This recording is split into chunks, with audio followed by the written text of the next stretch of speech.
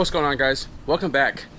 Today I got my package in right there for the return line and a few miscellaneous fittings that I bought as well, since I was ordering from Summit Racing.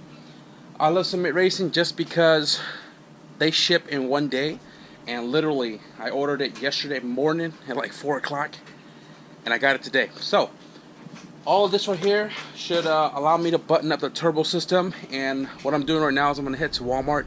I'm going to grab some Rotella, and I need to buy electrical tape to finish up this harness so I can get this returned back to the customer. But got the trailing arm loaded in the van, so I grabbed all my stuff that I needed. A bunch of brake cleaners because that's the cheapest place you can get it. Got some more oven cleaner for the GSR and Rotella. So the VR1 is like an oil that some places carry, and now I didn't expect Walmart to carry it at all, and I went to Walmart obviously because I'm buying Rotella because it's cheap there. Now I was gonna change over and run VR1 because of the, I believe the zinc would help the breakdown with the E85, which was original plan to the whole fuel system for the CRX. But given that I'm not running E85 anymore, I don't believe, I'm just gonna stick to my Rotella. And fuck, I didn't realize how expensive VR1 is as well. So I got my stuff. I'm about to go to Subway right now, and I know Pablo Pub Sub, yada yada, but Subway's just right across the street from my house. So grab something to eat, get home, wrap the harness up, and then I'm gonna head to the shop.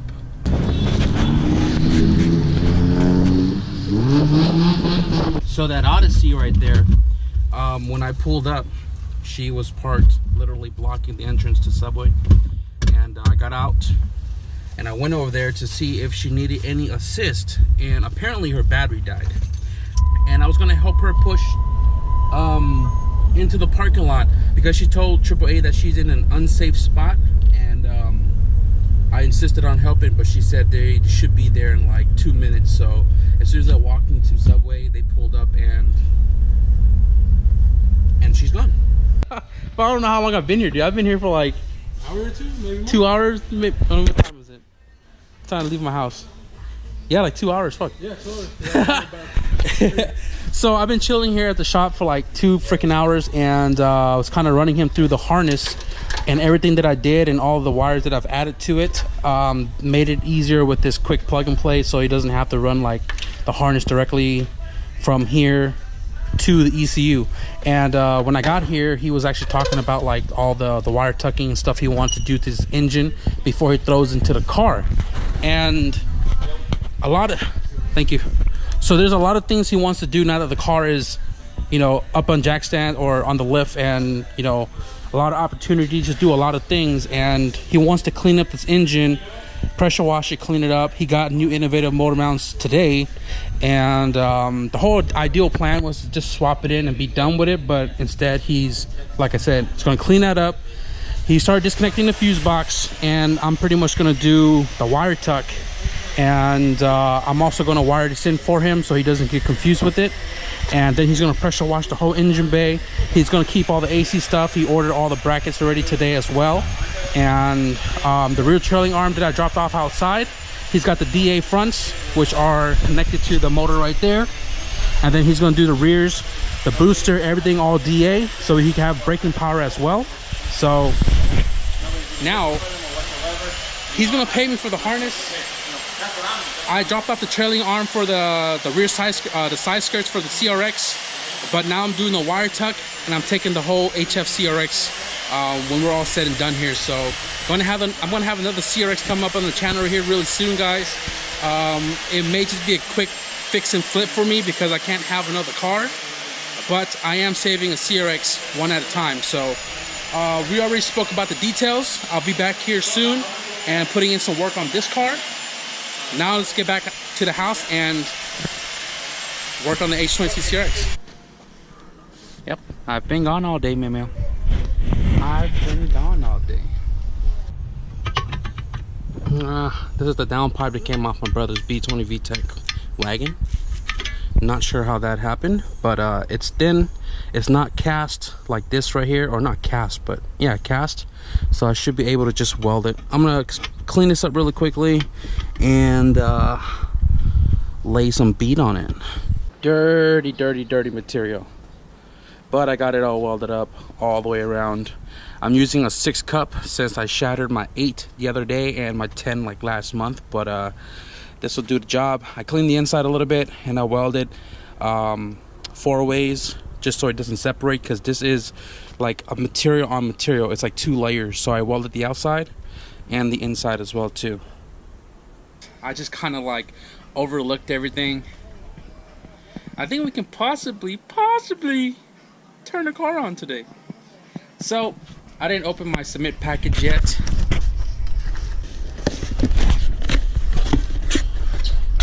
What we have in here are my GT35 GT series vibrant return flange gasket.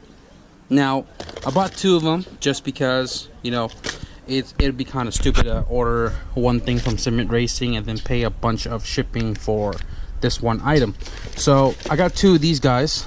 They were cheap. They were like $3. I bought bung fittings, aluminum bung fittings, and the reason why I bought this because I noticed that it was a lot flatter. I don't know if you can see that. It's a lot flatter than the one that I have.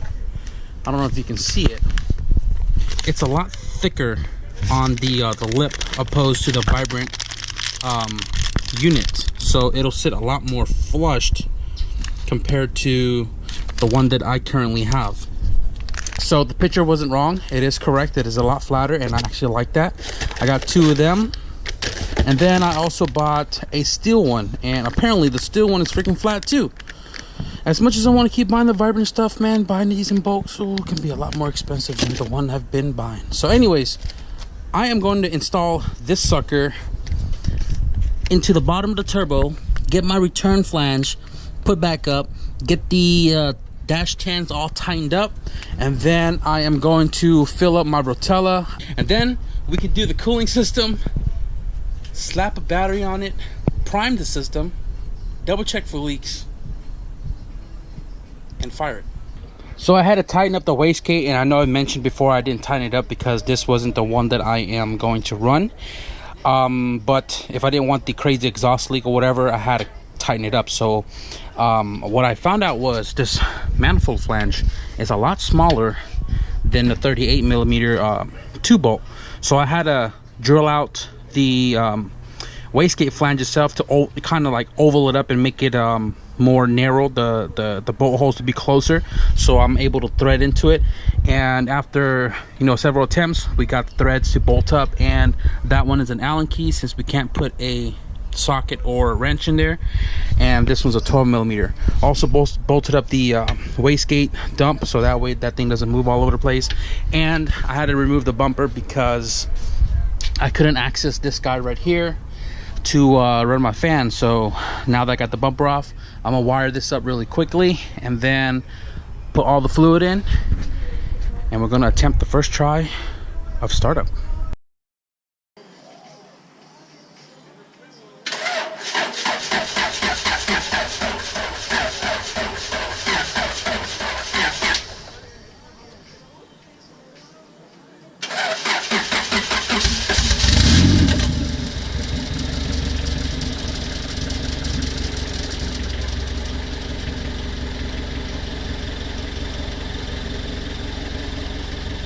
That is quiet, really. Like I don't even have to yell. Huh.